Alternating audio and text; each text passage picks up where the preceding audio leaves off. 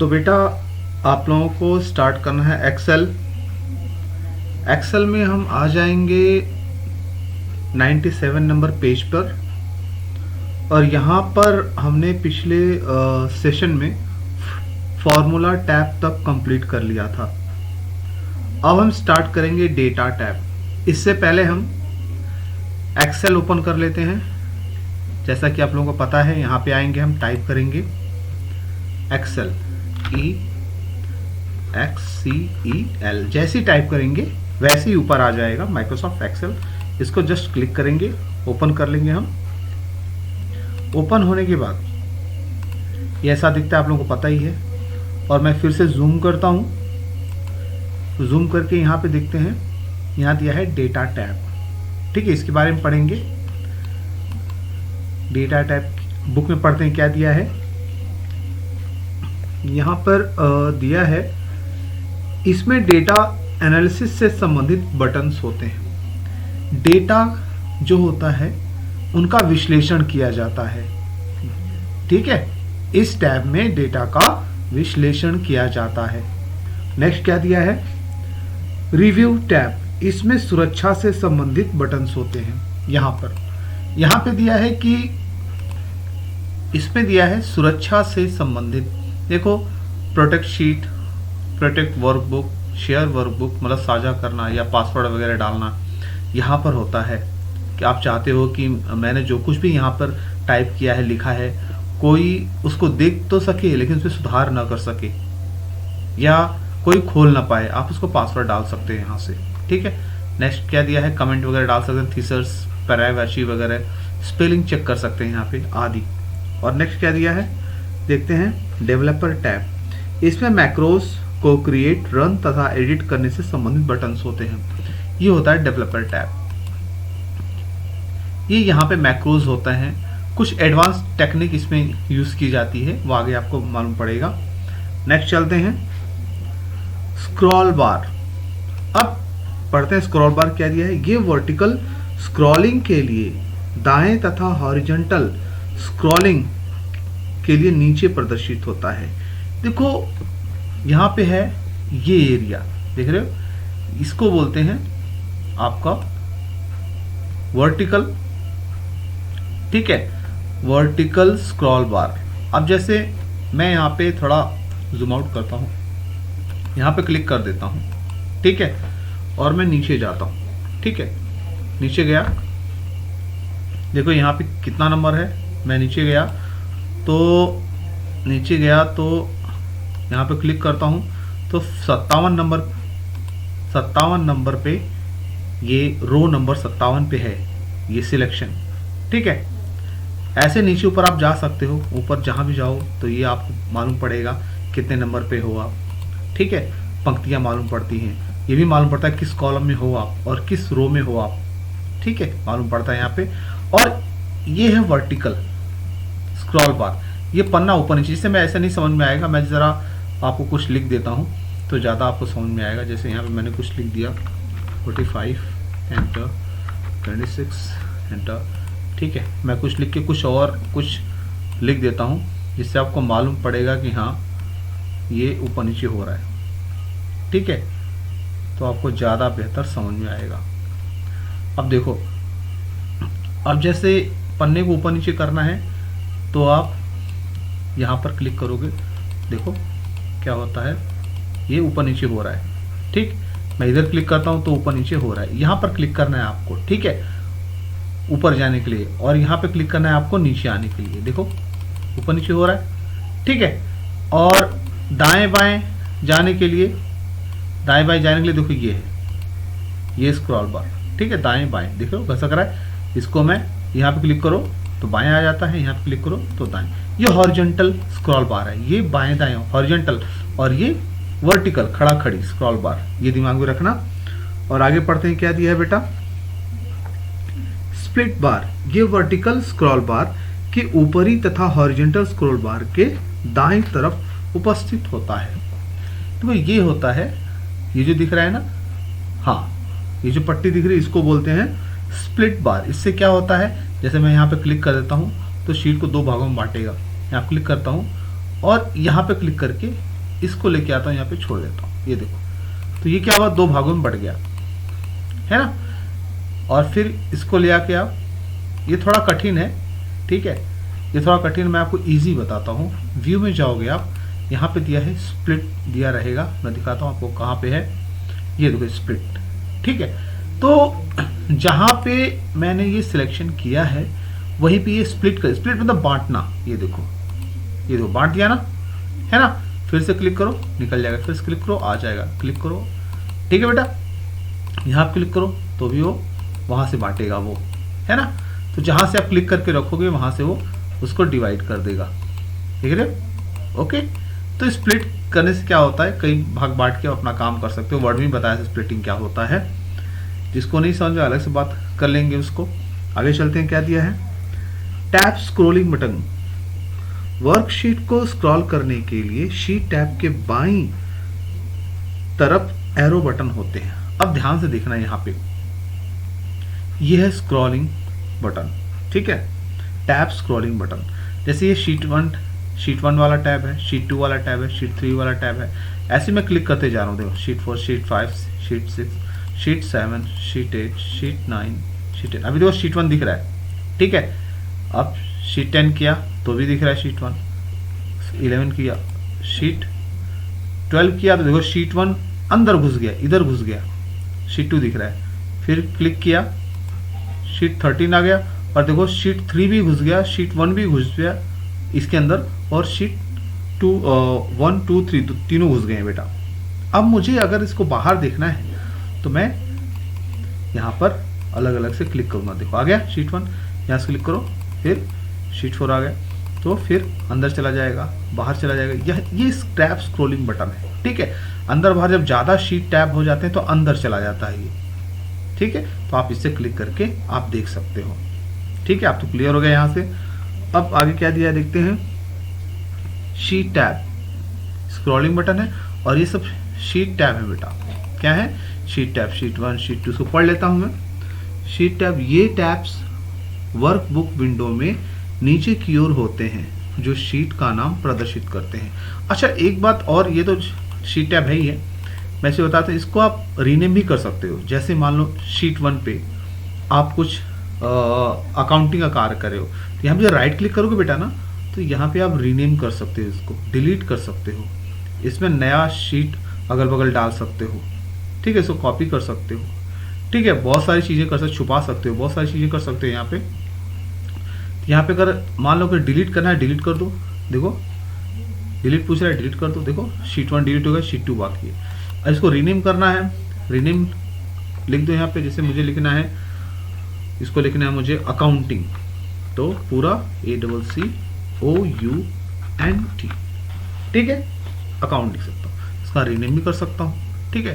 इससे बहुत सारे ऑप्शन होते हैं, लेकिन ये तीनों मेन है। इंसर्ट करना है, मान लो अकाउंट के, मुझे अकाउंट के बगल में एक इंसर्ट करना है, तो मैंने क्या किया, ये वर्कशीट दिखा रहा है तो मैं इसे कैंसिल करूँगा, मुझे एक यहाँ पे करता हूँ फिर, और रीनेम किया और इंसर्ट। ये पूछ रहा वर्कशीट, मुझे नहीं चाहिए वर्कशीट, मैं फिर से कैंसिल करता हूँ, क्योंकि मेरे पास शीट है, मैं यहाँ पे शीट ले सकता हूँ, ठीक।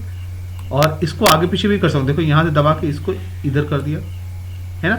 अगर इसके आगे करना है, इसको दबा के इधर खींच दो, ठीक है। कैसे कर सकते हो, यहाँ पे माउस रखो, left click button long press करो, थोड़ा दबा के रखो, और अकाउंटिंग के राइट साइड लेके जाओ, छोड़ दो, तो क्या होगा, फिर से करता हूँ मैं, तो क्या होगा बेटा कि 2 मिनट ज़रा, ये अच्छा इसको उठा के करते हैं। हाँ, अकाउंटिंग को आगे पीछे आप कर सकते हैं, यहाँ से यहाँ वाला, इधर से नहीं हो रहा है, इधर से हो रहा है, ठीक है।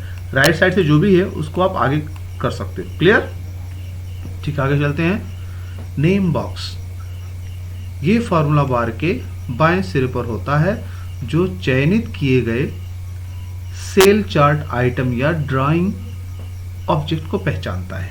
देखो मैंने पहले बताया था, ये है नेम बॉक्स। जैसे यहाँ पे क्लिक कर दो, ये सेल का एड्रेस बताता है, वर्तमान में किस सेल में हो, B5, बी कॉलम, और 5 आपका रो नंबर। इस पे क्लिक किया तो D7 बता रहा है यहाँ पे, है ना। ये है नेम बॉक्स, ये एरिया नेम, देखो यहाँ पे रखता हूँ तो नेम बताएगा नेम बॉक्स, ये एरिया का नाम नेम बॉक्स है। अब जहाँ पे आप सिलेक्शन करोगे मतलब क्लिक करोगे वहाँ का एड्रेस बताएगा। देखो D6 डी कॉलम है और 6 नंबर रो है। क्लियर?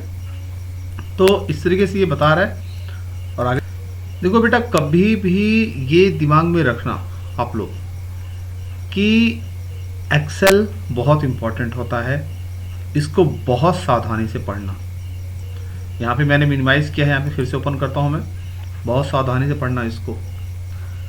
नेक्स्ट क्या दिया है आपका, शीट टैब हुआ, नेम बॉक्स हो गया, फॉर्मूला बार, ये एक्टिव सेल में उपयोग किए गए फॉर्मूला या कंटेंट वैल्यू को प्रदर्शित करता है। देखो ये है फॉर्मूला बार, मैंने बताया था ये फॉर्मूला बार है आपका। यहाँ पे फॉर्मूला यूज किया जाता है। जैसे मैं थोड़ा सा छोटा करता हूँ, यहाँ क्लिक करता हूँ, छोटा हो गया, ठीक। छोटा करके मैं इसको अगर यहाँ पे कुछ लिखूँ, ठीक है, यहाँ पे कुछ लिखूँ तो छोटा या बड़ा भी कर सकते हो। डबल क्लिक करोगे तो बड़ा हो जाएगा, डबल क्लिक करोगे तो छोटा हो जाएगा। दिख रहे हो, डबल क्लिक करो तो छोटा और फिर डबल क्लिक करो तो बड़ा। यहाँ से भी छोटा बड़ा होगा और आप इस यहाँ से भी छोटा, यहाँ पे डबल क्लिक करो तो बड़ा हो जाएगा। डबल क्लिक किया बड़ा, डबल क्लिक करो छोटा, डबल क्लिक करो बड़ा और डबल क्लिक करो छोटा। यहाँ पे इस माथे पे भी और यहाँ से भी होता है, याद रखना, ये भूलना मत। क्लियर? इसको बड़ा करता हूँ मैं। अब ये फॉर्मूला बार है, जैसे मैंने यहाँ पे लिखा, मैंने बताया था 2 और 8 कुछ भी लिखा है, इसको मुझे जोड़ना है, ठीक है। तो यहाँ पे इज इक्वल टू करूँगा, यहाँ पे आंसर मुझे यहाँ पे लिखूंगा, फिर यहाँ पे क्लिक करूँगा, लिखूंगा इज इक्वल टू, ठीक है, फिर 2 पे क्लिक करूँगा, उसका एड्रेस आ गया, फिर प्लस 8 पे क्लिक करूँगा और उसका एड्रेस आ गया, फिर एंटर प्रेस कर दूंगा। देखो यहाँ पे आंसर आ गया, ठीक। तो यहाँ ये फार्मूला बार, आगे आप पढ़ोगे इसका ज़्यादा क्लियर हो जाएगा तभी जब फार्मूला आप कई सारे लगाओगे, ठीक है। आगे चलते हैं हम।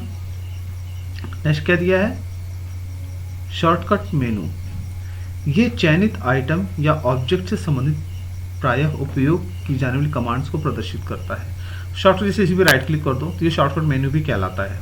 और भी कई जगह शॉर्टकट मेनू अलग अलग टाइप के होते हैं, ठीक है।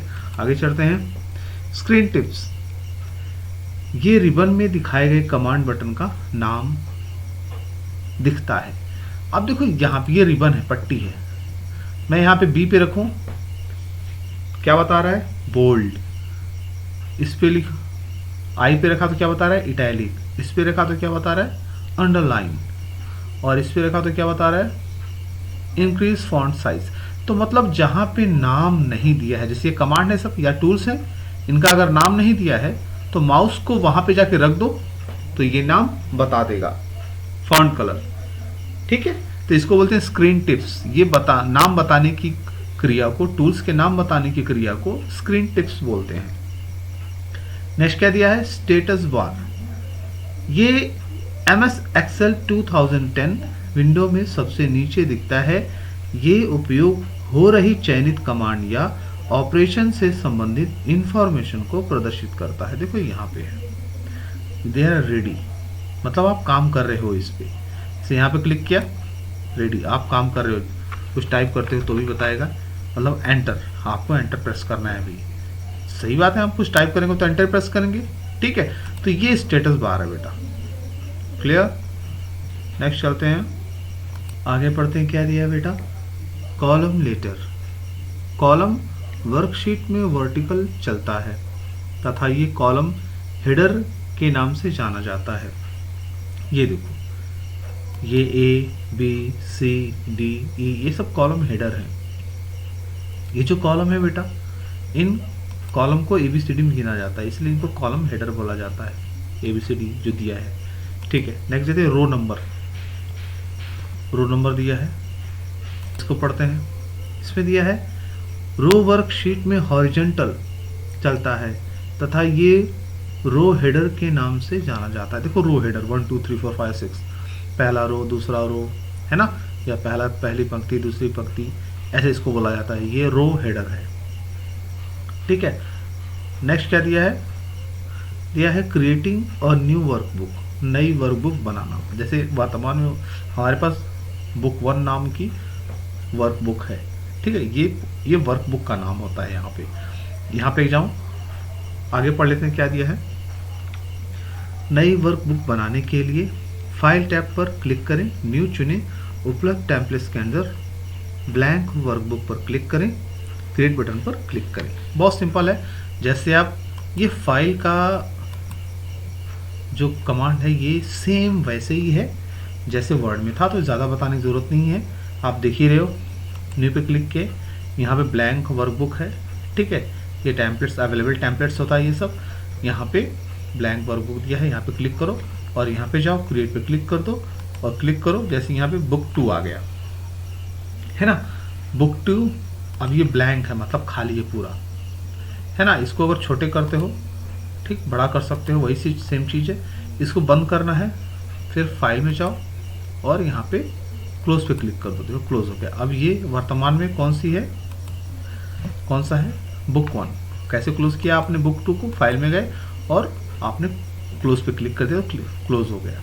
क्लियर। तो ये बहुत आसान है नई वर्कबुक बनाना। अब क्या दिया है, ओपनिंग किसी वर्कबुक को खोलना, ठीक है। इसको पढ़ते हैं, आगे पढ़ते हैं क्या दिया है।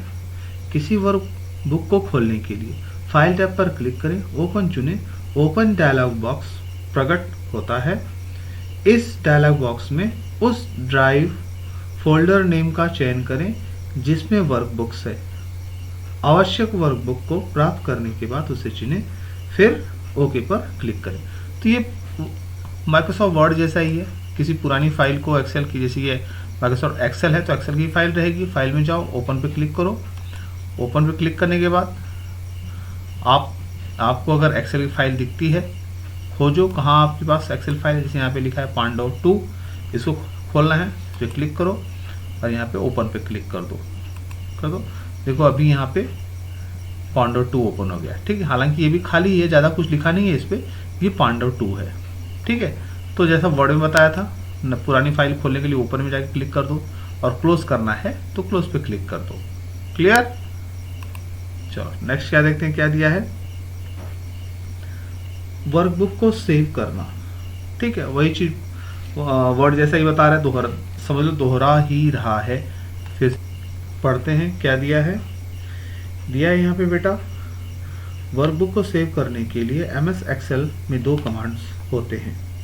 सेव कमांड पहले से मौजूद वर्कबुक को सेव करने के लिए प्रयोग किया जाता है, जबकि किसी वर्कबुक को नए नाम से सेव करने या वर्कबुक को पहली बार सेव करने के लिए सेव एज कमांड का प्रयोग करते हैं, ठीक है।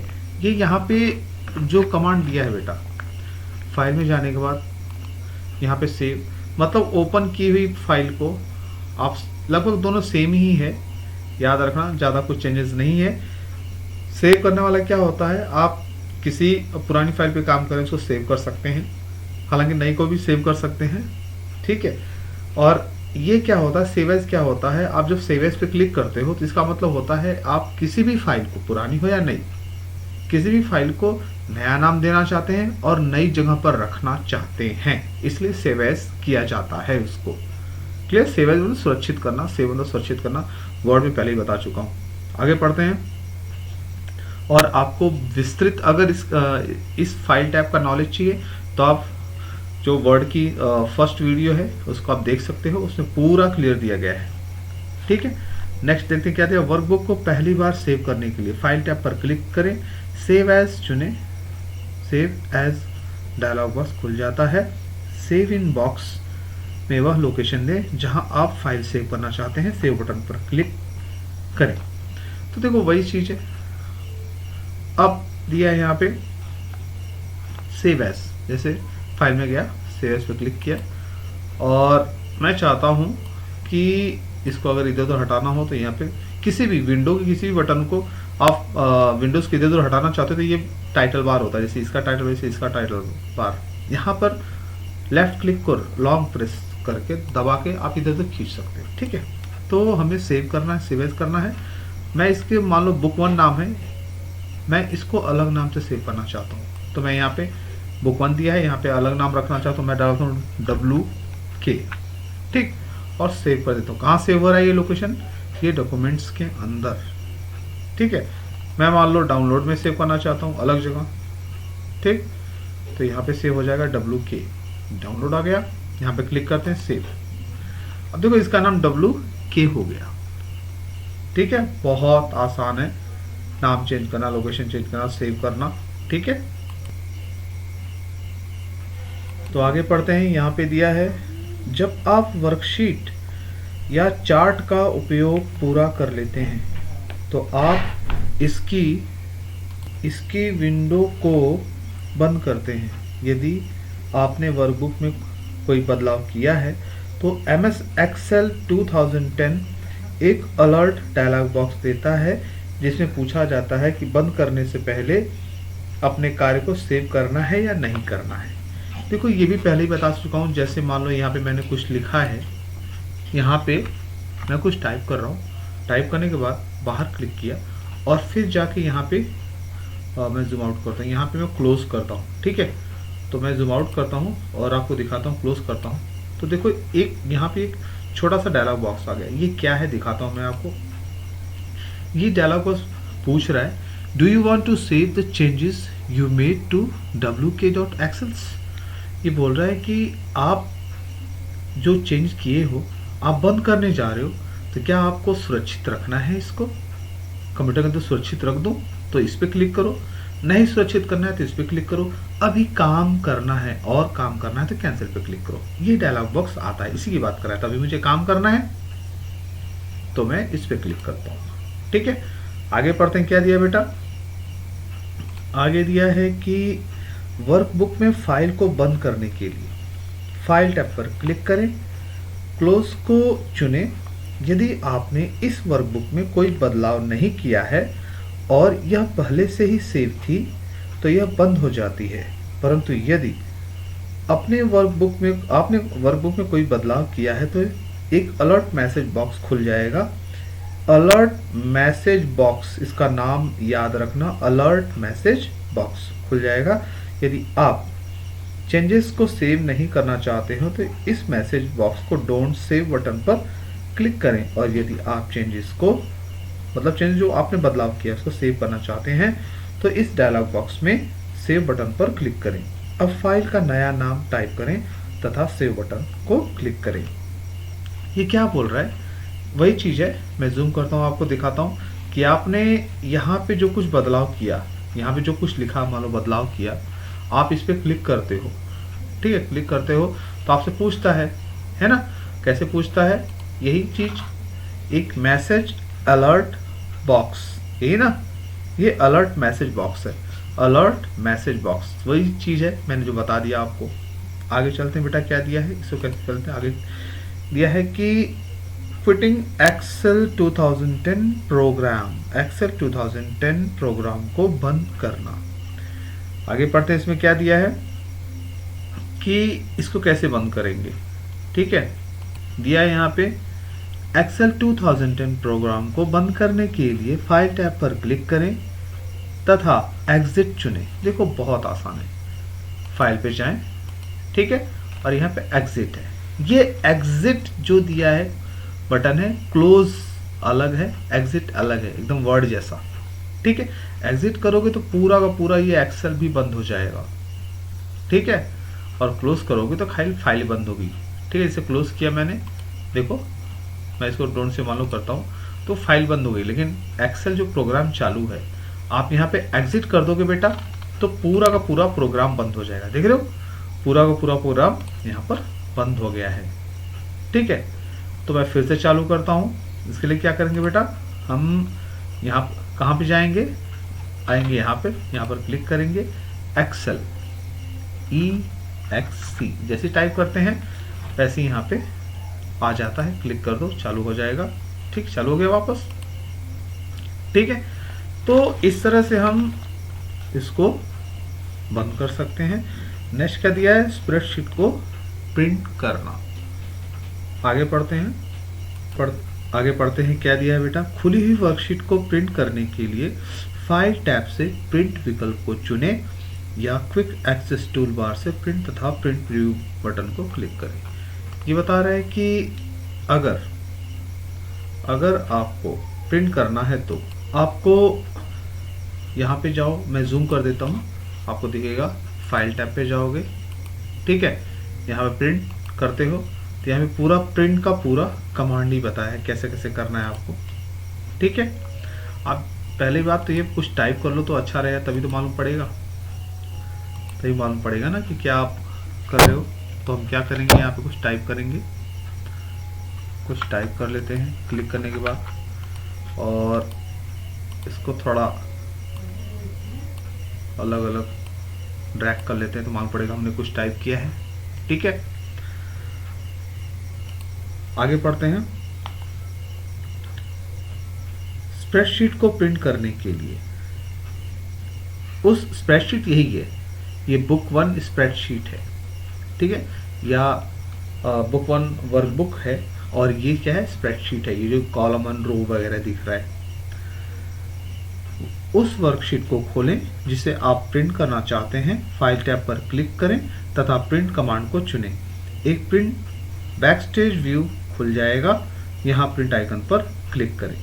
तो जैसा बोला है, ठीक है, हम यहाँ पर जाते हैं, प्रिंट पर क्लिक करते हैं, तो ये जो खुलता है बेटा, ठीक है, ये जो खुलता है इसको बोलते हैं बैक स्टेज व्यू, जैसा कि वर्ड में मैंने बताया था, और ये आपका प्रिंट प्रीव्यू है, मतलब कैसा आपका प्रिंट आउट आएगा वो दिखाता है। आगे पढ़ते हैं।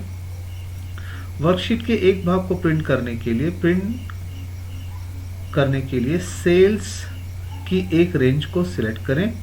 प्रिंट बैकस्टेज विंडो में सेटिंग्स सेक्शन के अंदर print entire cell drop down list में चयनित सेल्स को प्रिंट करने के लिए प्रिंट सिलेक्शन को चुनें। तो भाई ये क्या कह रहा है कि अगर मुझे प्रिंट करना है, ये अब होम पे जाता हूँ और ये सारे के सारे मुझे प्रिंट करना है, तो फाइल में जाऊँगा, प्रिंट पर क्लिक करूँगा और देखो यहाँ पे दिख रहा है, पूरा दिख रहा है, और सीधा मैं प्रिंट कमांड है यहाँ पर क्लिक कर दूंगा तो पूरा का पूरा प्रिंट आउट ये आ जाएगा। अगर मान लो मुझे कुछ अलग प्रिंट करना है, ठीक है, जैसे मैं चाहता हूँ कि यही लाइन सिर्फ, ठीक है, यही लाइन सिर्फ प्रिंट हो, यही कॉलम सिर्फ प्रिंट हो, तो सिलेक्ट कर दिया मैंने। अब मैं फाइल में जाऊंगा, प्रिंट में जाऊंगा, यहाँ पर क्लिक करूंगा प्रिंट एक्शन शीट के अंदर, यहाँ पे प्रिंट सिलेक्शन, देखो अभी तक पूरा दिख रहा है ना। जैसे मैं प्रिंट सिलेक्शन करूंगा तो जिसको सिलेक्ट किया है वही प्रिंट होगा, देखना अभी ये सिलेक्ट किया, अब देखो यहाँ पे दो ही कॉलम को सिलेक्ट किया था वही दिख रहा है ना, और प्रिंट पे क्लिक कर दूंगा तो प्रिंट आउट आ जाएगा। आगे पढ़ते हैं।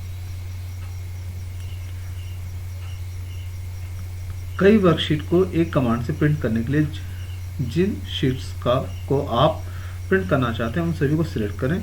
प्रिंट बैकस्टेज विंडो में सेटिंग सेक्शन के अंदर print entire cell drop down list में प्रिंट एक्टिव शीट को चुनें, ठीक। तो यहाँ पे दिया है, अगर मान लो पूरा का पूरा शीट मुझे प्रिंट करना है, जैसे यहाँ पे वर्कशीट शीट 1 को पूरा प्रिंट कर, मान लो यहाँ पे 250 पेज मैंने टाइप किया है, क्योंकि नीचे आप चलते चले जाओगे, देखो यहाँ पे रो बतला मैं नीचे चलता चला जा रहा हूँ, तो 250 पेजेस अगर आपको जितना पेजेस है सब प्रिंट करना है तो क्या करोगे, शीट 1 को पूरा प्रिंट करना है तो फाइल में जाओ, प्रिंट पर क्लिक करो और यहाँ पे क्लिक करो, यहाँ पे दिया प्रिंट एक्टिव शीट्स, ठीक है, यहाँ पे क्लिक कर दोगे तो पूरा का पूरा शीट प्रिंट हो जाएगा। अगर मान लो पूरा वर्कबुक, ये बुक 1 है, पूरा इसके अंदर चाहे जितनी शीटें हैं 40, 50, 100, 200 जितने भी शीटें हैं सबको प्रिंट मारना है तो फाइल पे क्लिक करो और प्रिंट एंटायर वर्कबुक पे क्लिक कर दो तो पूरा पूरा। नॉर्मली ऐसा होता नहीं है, ठीक है, और नॉर्मली ऐसा भी नहीं होता है प्रिंट एक्टिव शीट मतलब पूरा पूरा शीट कोई प्रिंट करे, 250 पेज को प्रिंट आउट निकाले, ऐसा होता नहीं है। 10-20 पेज निकाल सकते हैं, ठीक है, ऐसा होता है, ठीक है। और ये मैंने पहले ही बता दिया है, अगर मान लो पेज नंबर है, मान लो मुझे एक नंबर से, तो यहाँ पे क्लिक करो 1 हो जाएगा, बढ़ाते जाओ जितना चाहिए उतना क्लिक करो, इतने नंबर से लेके इतना नंबर तक, मान लो 7 से 8 तक प्रिंट करना है, या कम कर दो, मुझे नीचे क्लिक करोगे तो कम हो जाएगा 1 से 8 तक या 1 से 12 तक, जितना भी ऊपर नीचे क्लिक करो, जितना भी चाहिए आपको कम बेसी करके आप उतना प्रिंट आउट यहाँ से मार सकते हो, क्लिक कर सकते हो तो प्रिंट आउट आ जाएगा आपका, ठीक है। आगे दिया है बेटा एड्रेसिंग ऑफ सेल्स की एड्रेसिंग करना, ठीक। पढ़ते हैं क्या दिया है। स्प्रेडशीट में रोज तथा कॉलम्स होते हैं, सही बात है।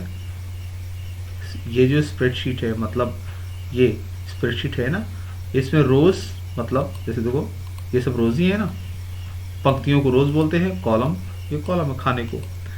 स्प्रेडशीट में रोज तथा कॉलम्स होते हैं जो सेल्स का निर्माण करते हैं, सही बात है। इनकी वजह से ये सेल्स है ना, छोटे छोटे छोटे, ठीक। सेल एक बॉक्स होता है जिसमें आप डेटा रख सकते हैं। सेल्स की वर्टिकल लाइनों में कॉलम्स तथा हॉरिजॉन्टल लाइनों में रो बनती है। रो तथा कॉलम के कटान से सेल बनती है। सेल की लोकेशन या एड्रेस को बताने के लिए इस सेल को बनाने वाले रो तथा कॉलम के नाम को लिखा जाता है। सेल्स में दो प्रकार के डाटा होते हैं। पहला है कांस्टेंट वैल्यू, ठीक है। ये सब सेल ही है ना, छोटे छोटे जो दिख रहे बॉक्स सेल ही है ना बेटा। कॉन्टेंट्स वैल्यू वो डेटा होता है जिसे आप सीधे अपने सेल में टाइप करते हैं। ये number, date, time, currency, percentage, fraction या टेक्स्ट हो सकते हैं। आप जो कुछ भी, इनफैक्ट मैं बोलूँ कि कुछ भी टाइप कर रहे हो सेल में, जैसे मैंने नंबर टाइप किया तो ये कॉन्टेक्स्ट वैल्यू है। जैसे मैं कुछ अच्छा टाइप कर रहा हूँ, टेक्स्ट टाइप कर रहा हूँ, तो भी ये कॉन्टेक्स्ट वैल्यू है, ठीक है। कुछ भी टाइप करते हो इसको कॉन्टेक्स्ट वैल्यू बोलते हैं। आगे बढ़ते हैं। Formula values cell reference name function या ऑपरेटर्स का सीक्वेंस होता है जो पुरानी वैल्यूज से नई वैल्यूज प्रदान करता है। फॉर्मूला हमेशा इक्वल चिन्ह बराबर से स्टार्ट होता है, ठीक। मैंने पहले बता दिया है, जैसे मैं ये कुछ लिखा है 78 लिखा है, नीचे आता हूँ 36 लिखा है, ठीक है। मुझे फार्मूला लगाना है तो यहाँ पे मैं क्या करता हूँ, इज इक्वल टू टाइप करता हूँ और फिर इस पर क्लिक करता हूँ। 78 पे उसका एड्रेस आ जाता है G4, फिर प्लस टाइप करता हूँ और 36 पर क्लिक करता हूँ तो उसका एड्रेस G5 आ जाता है। फिर मैं नीचे क्लिक कर देता हूँ तो वापस इस पर क्लिक करता हूँ 36 पे, ठीक है। एंटर दबा देता हूँ तो क्या नई वैल्यू आ जाती है 114। ये पुरानी वैल्यू है ना 78, 36 और ये नई वैल्यू आ जाती है। तो ये फार्मूला भी टाइप होता है। तो सेल में दो प्रकार के डाटा टाइप होते हैं, क्या कांस्टेंट वैल्यू और फार्मूला। क्लियर। आगे पढ़ते हैं। यहाँ पे दिया है सेल एड्रेस का प्रयोग करके फार्मूला बनाना। देखो बेटा, एक बात हमेशा याद रखना कि फार्मूला बहुत इंपॉर्टेंट है, ये भी इसको ध्यान से देखना। आगे हम पढ़ लेते हैं इसको, सेल एड्रेस का प्रयोग करके फार्मूला कैसे बनाया जाता है। हालांकि मैंने थोड़ा सा बता दिया है, फिर भी पढ़ते हैं। फॉर्मूले में वैल्यूज या नंबर के स्थान पर सेल एड्रेस भी प्रयोग किए जा सकते हैं। सेल एड्रेस का टाइप या हाईलाइट करके फार्मूले में उपयोग किया जाता है। फार्मूले में cell address numbers, mathematical operators तथा फंक्शंस के साथ उपयोग किए जा सकते हैं। उदाहरण के लिए यदि B20 सेल एड्रेस के कंटेंट्स D13 सेल एड्रेस के कंटेंट्स के साथ जोड़ना है तो निम्न फॉर्मूला टाइप करें। देखो वही मैंने, जैसे B20 प्लस D13 जैसे यहाँ पे मैंने बताया था, ठीक है। मैंने वही बताया था ना, मतलब एड्रेस अलग है, यहाँ पे G4 दिया है, G5 दिया है, वहाँ पे B20 B13, ठीक है। सेम चीज़ वही है, मैं बता चुका हूँ आपको। आगे बढ़ते हैं। यदि फार्मूला विभिन्न ऑपरेटर्स क्या होते हैं? ऑपरेटर मतलब जोड़ का चिन्ह, गुणा का चिन्ह, घटाने का चिन्ह, है ना, भाग का चिन्ह, इंग्लिश में माइनस का चिन्ह, प्लस का सिंबल, है ना, माइनस का सिंबल, या डिवाइड का सिंबल, है ना। तो हिंदी इंग्लिश वही चीज़ है। आगे बढ़ते हैं। यदि फार्मूला विभिन्न ऑपरेटर्स का उपयोग करता है, एक्सेल पहले से सेट किए गए क्रम में कैलकुलेशन करता है, जैसे जोड़ने से पहले गुणा करना। उदाहरण के लिए फार्मूला 2 इंटू 3 मतलब 2 गुणे 3 प्लस 4 में ये पहले 2 से 3 को गुणा करेगा, याद रखना। फिर 4 उनके परिणाम के साथ जोड़ दिया जाएगा, इसलिए रिजल्ट 10 होगा, न कि 14। हाँ, ये याद रखना, जब भी जैसे यहाँ पे कई ऑपरेटर्स दिया गया है, जैसे मैं यहाँ पे लिखता हूँ, जैसे लिखा है 2 गुणे, यहाँ पे गुणा का चिन्ह ऐसा है, याद रखना, ठीक है। कंप्यूटर का 2 गुणे दिया है, मतलब 2 इंटू 3, ठीक है। गुणा मतलब इंटू प्लस 4, ठीक है। तो बहुत लोग क्या करते हैं इसमें कि पहले 3 धन 4, ठीक है, 4 3 7 जोड़ लेंगे और फिर 7 से 2 का गुणा कर देंगे 14। ठीक, ऐसा भी होता है, लेकिन सॉरी ऐसा नहीं होता है। पहले ये क्या करता है, पहले गुणा करता है। याद रखना मैथमेटिकल में कभी भी कई सारे ऑपरेटर्स होते हैं, जैसे यहाँ पे 2 ऑपरेटर्स है, गुणा का ऑपरेटर्स और प्लस का ऑपरेटर्स है, चिन्ह अलग अलग है ना। तो पहले 2 3 6 4 10 है ना, क्या करते हैं 2 3 6 6, ऐसा होना चाहिए। ऐसा नहीं होना चाहिए कि 4 3 7 जोड़ लिया फिर 7 गुणे 2 कर देंगे 14 कर देंगे, ऐसा नहीं। बाएं से दाएं, ये गुणा पहले करता है, याद रखना। गुणे के बाद ही कुछ करेगा, दिमाग रखना। वही चीज बताया गया यहाँ पे, करके देखते हैं। अब यहाँ पे कैसे करेंगे बेटा, यहाँ पे क्लिक करेंगे तो फॉर्मूला लगाने के लिए पहले क्या करना पड़ता है, इज इक्वल टू का चिन्ह। ठीक है, इज इक्वल टू देते हैं, बराबर का चिन्ह, फिर 2, ठीक, इनटू मतलब गुणा, गुणे 3, ठीक है, प्लस 4, ठीक है। अब एंटर दबाएंगे तो क्या आएगा 10। अब अगर मान लो बोलेंगे हम मैंने तो जोड़ा, यहाँ पे मैंने तो गुणा किया तो 14 आ गया, तो गलत जोड़ा। क्लियर, क्योंकि पहले 2 3 6 उसके बाद प्लस 4 करना चाहिए, ना कि 4 3 7 गुणे 2, ऐसा नहीं। ठीक है, आगे पढ़ते हैं। क्या दिया बेटा, दिया है यहाँ पे मैनिपुलेशन ऑफ सेल्स, सेल्स का मैनिपुलेशन करना। एमएस एक्सेल में डेटा आइटम्स को स्टोर, मैनिपुलेशन तथा डिस्प्ले कर सकते हैं। सेल्स में रखे जाने वाले डेटा 4 प्रकार के होते हैं जो निम्नलिखित हैं। पहला है टेक्स्ट। टेक्स्ट में लेटर्स, नंबर्स तथा कीबोर्ड के सिंबल प्रयोग किए जाते हैं। देखो टेक्स्ट क्या होता है, ये सब टेक्स्ट ही है, ये नंबर हैं लेकिन ये सब टेक्स्ट हैं। और टेक्स्ट में और क्या होता है, आप लेटर्स, लेटर्स मतलब केवल मैंने पी लिख दिया, ठीक है, तो ये लेटर हो गया। और मैंने कुछ अर्थपूर्ण लिखा, जैसे मैंने लिखा मारिकपुर, यहाँ पे लिख दिया मारिकपुर, MARIKPUR, मारिकपुर लिखा है, इसका अर्थ निकलता है मारिकपुर है, तो ये टेक्स्ट हो गया। और ये क्या हो गया, लेटर हो गया, पी खाली, ठीक है। और कीबोर्ड के सिंबल, जैसे सिंबल मतलब मैंने कोई चिन्ह लिख दिया, जैसे मैंने यहाँ पे हैश का चिन्ह लिख दिया, ठीक। मान लो यहाँ पे मैंने एट द रेट का चिन्ह लिख दिया, है ना। तो ये सब क्या है, ये सब सिंबल है बेटा, क्या है, सिंबल। तो ये भी टेक्स्ट के अंतर्गत आते हैं। क्लियर।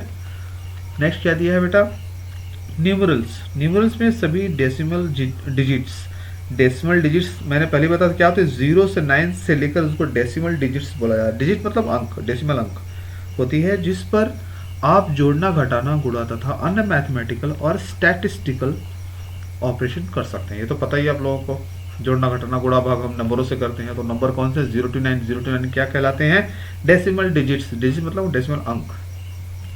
नेक्स्ट पढ़ते हैं लॉजिकल वैल्यूज।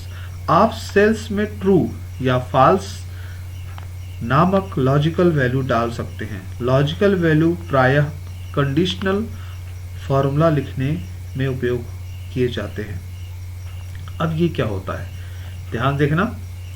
जैसे यहाँ पे मैं देता हूं is equal to 10 greater than 9, तो क्या आएगा, ट्रू आएगा। अब आप बोलते हैं कि ग्रेटर देन कहाँ से आ गया, तो ये जो ग्रेटर देन जो मैंने लिखा है इसमें, ठीक है, जो ग्रेटर देन लिखा है कीबोर्ड के जितने भी सिंबल्स हैं उसका मैंने देखो जहां आप लोग थ्योरी करते हो वहां पे बोर्ड पे मैंने चिपका के रखा है। कीबोर्ड के हर एक सिंबल का मतलब प्रतीक का नाम मैंने चिपका के रखा है। ये मत पूछना कि सर @ नहीं समझ में आ रहा है, हैश नहीं समझ में आ रहा है, ये क्या बोलते हैं और ब्रैकेट नहीं समझ में आ रहा है, एंड का चिन्ह नहीं समझ में आ रहा है, परसेंटेज नहीं समझ में आ रहा है, ग्रेटर देन नहीं समझ में आ रहा है, लोअर देन नहीं समझ में आ रहा है। तो ये सब बोलने की जरूरत नहीं है, मैंने पहले ही आप लोगों को समझा दिया, उसको लिख के याद कर लो। अगर नहीं याद करते तो आपकी गलती है, ठीक है।